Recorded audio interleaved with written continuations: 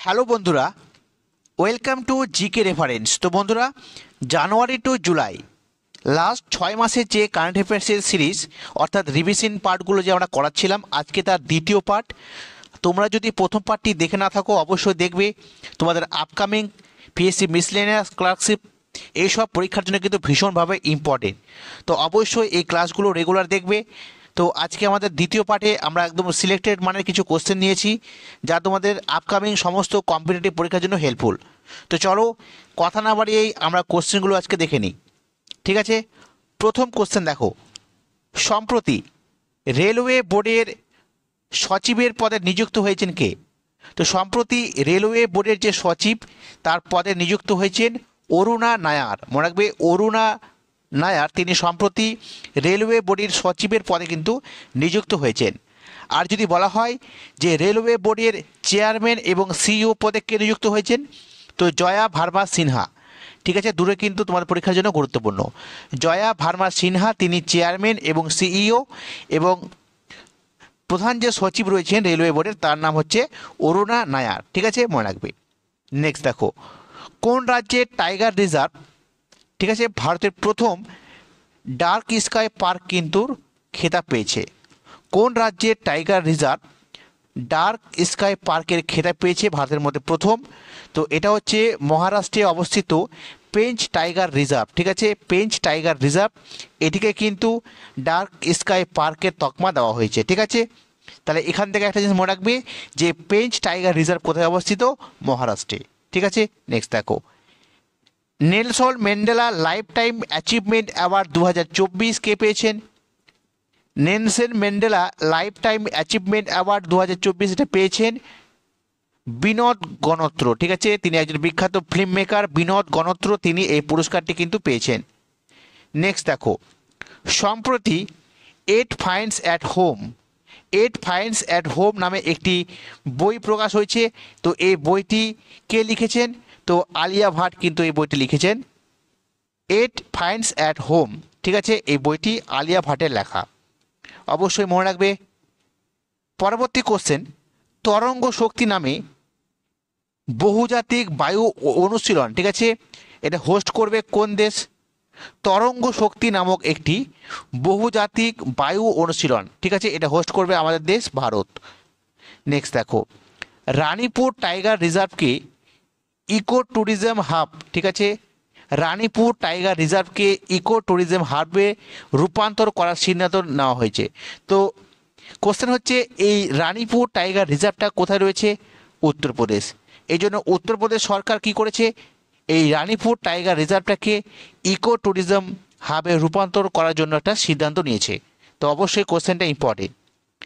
Next দেখো, সম্প্রতি I have the street a kutti cricket story, I have the street a kutti cricket story নামে একটি বই কিন্তু প্রকাশ হয়েছে, অর্থাৎ একটি আত্মজীবনীমূলক বই। তো এটা কোন ক্রিকেটারের আত্মজীবনী? তো রবিচন্দ্রন অশ্বিন। ঠিক আছে, মনে রাখবে, রবিচন্দ্রন অশ্বিনের আত্মজীবনী I have the street a kutti cricket story, অবশ্যই ইম্পর্টেন্ট।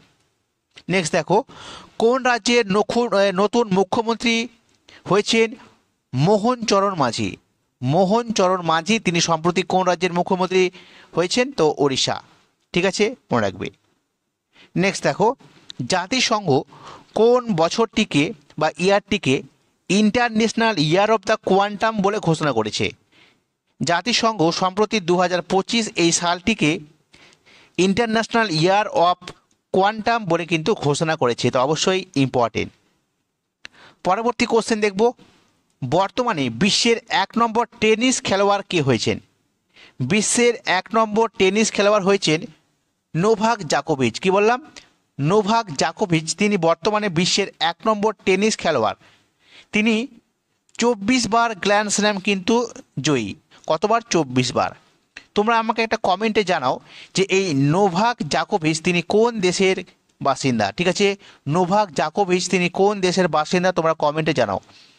নেক্সট দেখো, 2025 FIH hockey men's junior world cup এটা হোস্ট করবে কোন দেশ? তো অবশ্যই ভারত, তার জন্য এই কোশ্চেনটা ইম্পর্টেন্ট। 2025-এ FIH hockey men's junior world cup কিন্তু, ঠিক আছে। তো এটা হোস্ট করবে হচ্ছে ভারত। নেক্সট দেখো, গ্লোবাল পিস ইন্ডেক্স 2024। তো গ্লোবাল পিস ইন্ডেক্স 2024-এ ভারতের র্যাঙ্ক কত রয়েছে? 116। আর প্রথম স্থানে রয়েছে আইসল্যান্ড।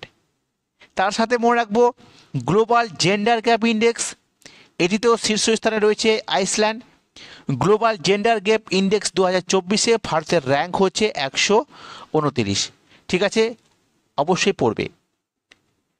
পরবর্তী কোশ্চেন দেখব, সোর্স কোড মাই বিগিনিং। ঠিক আছে, এটি বিখ্যাত বই সোর্স কোড মাই বিগিনিং, এই নামে একটি বই প্রকাশ করেছেন কে? তো বিল গেটস। ঠিক আছে, বিল গেটসের এটা বই সোর্স কোড মাই বিগিনিং। পরবর্তী কোশ্চেন দেখো, সম্প্রতি অবসর গ্রহণকারী কেদার যাদব। ঠিক আছে, কেদার যাদব তিনি কোন খেলার সাথে যুক্ত ছিলেন? তো ক্রিকেট খেলোয়াড়ের সাথে তিনি যুক্ত, ক্রিকেট খেলার সাথে তিনি বিখ্যাত একজন ক্রিকেট খেলোয়াড়, নাম হচ্ছে কেদার যাদব, মনে রাখবে। নেক্সট দেখো, স্কুল পাঠ্যক্রমে AI অর্থাৎ আর্টিফিশিয়াল ইন্টেলিজেন্স। ঠিক আছে, তাহলে স্কুল পাঠ্যক্রমে AI অর্থাৎ আর্টিফিশিয়াল ইন্টেলিজেন্স এটা অন্তর্ভুক্ত করবে কোন রাজ্য? তো কেরালা। ঠিক আছে, নেক্সট দেখো, রুদ্রম টু নামে অ্যান্টি রেডিয়েশন মিসাইল সফলভাবে পরীক্ষা করলো কোন দেশ? ভারত। রুদ্রম 2 নামে একটি অ্যান্টি রেডিয়েশন মিসাইল সফলভাবে পরীক্ষা করলো ভারত। ঠিক আছে, অবশ্যই ইম্পর্টেন্ট তোমাদের জন্য কোশ্চেনটি। পরবর্তী কোশ্চেন দেখো, সম্প্রতি SSCর অর্থাৎ স্টাফ সিলেকশন কমিশনের চেয়ারম্যান কে হয়েছেন? তো সম্প্রতি SSC অর্থাৎ স্টাফ সিলেকশন কমিশনের চেয়ারম্যান হয়েছেন রাকেশ রঞ্জন। ঠিক আছে, রাকেশ রঞ্জন তিনি সম্প্রতি SSCর চেয়ারম্যান নিযুক্ত হয়েছেন। নেক্সট দেখো, পশ্চিমবঙ্গের নতুন মুখ্য সচিব কে নিযুক্ত হয়েছেন? BP গোপালিকা। ঠিক আছে, মনে রাখবে ইম্পর্টেন্ট, পশ্চিমবঙ্গের নতুন মুখ্য সচিব নিযুক্ত হয়েছেন BP গোপালিকা। তারপর 81তম গোল্ডেন গ্লোব অ্যাওয়ার্ডস। ঠিক আছে, এই অ্যাওয়ার্ডসের সেরা যে চলচ্চিত্র ড্রামা বিভাগে, ঠিক আছে, তো সেরা ড্রামা চলচ্চিত্র এটা যদি বলা হয় তো ওপেনহেইমার। ঠিক আছে, অবশ্যই ইম্পর্টেন্ট, ওপেনহেইমার 81তম গোল্ডেন গ্লোব অ্যাওয়ার্ডসের সেরা চলচ্চিত্র কোন বিভাগে? ড্রামা বিভাগে। ঠিক আছে, মনে রাখবে। সম্প্রতি প্রকাশিত রিপোর্ট অনুযায়ী বিশ্বের সবচেয়ে ধনী শহরের তালিকায় শীর্ষস্থানে কোন শহরটি রয়েছে? তাহলে বিশ্বের সবচেয়ে ধনী শহরের তালিকার শীর্ষ স্থানে রয়েছে নিউ ইয়র্ক এই শহরটি। ঠিক আছে, নেক্সট দেখো, সম্প্রতি কোথায় যোগ মহোৎসব 2024 এটা আয়োজিত হয়েছে? যোগ মহোৎসব 2024 এটা আয়োজিত হয়েছে পুনেতে। ঠিক আছে, অবশ্যই মনে রাখবে। পরবর্তী কোশ্চেন দেখো কি রয়েছে কোশ্চেনটি, পাকিস্তানকে হারিয়ে 32তম সুলতান আজলান শাহ ট্রফি এটা কোন দেশ জয়লাভ করলো? তো সুলতান আজলান শাহ ট্রফি যেটা 32তম এবছর হলো, তো কাকে হারিয়েছে? পাকিস্তানকে হারিয়ে জাপান কিন্তু এই খেতাবটি অর্জন করেছে।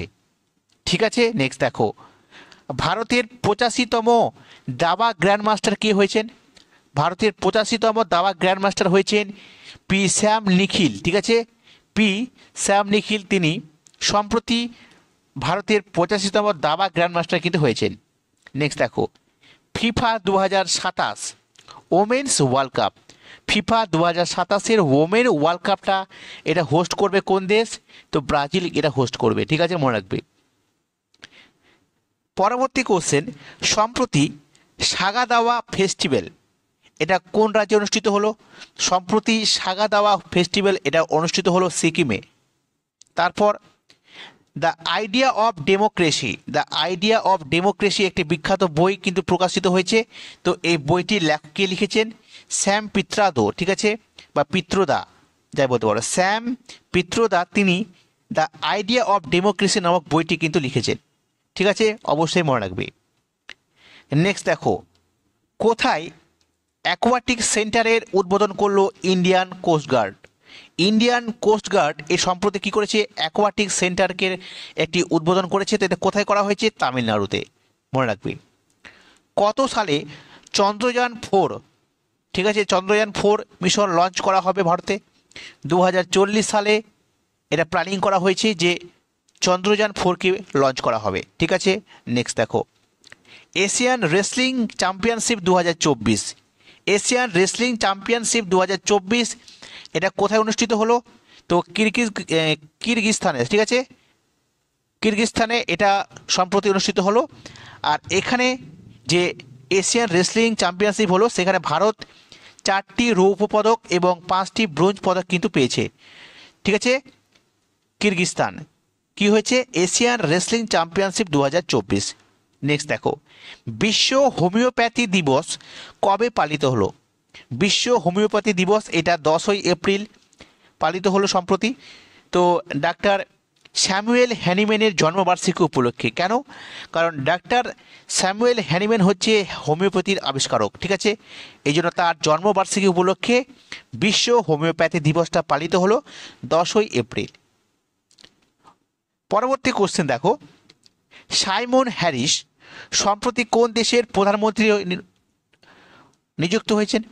তো সাইমন হ্যারিস, ঠিক আছে, সাইমন হ্যারিস সম্প্রতি তিনি আয়ারল্যান্ডের কিন্তু প্রধানমন্ত্রী বা পিএম হয়েছেন। ঠিক আছে, নেক্সট দেখো, বিশ্বের ব্যস্ততম বিমানবন্দরগুলির মধ্যে দিল্লি বিমানবন্দর এটা কততম স্থানে রয়েছে? বিশ্বের সমস্ত ব্যস্ত বিমানবন্দরগুলির মধ্যে দিল্লি বিমানবন্দরের স্থান হচ্ছে 10 নম্বর র্যাঙ্কে।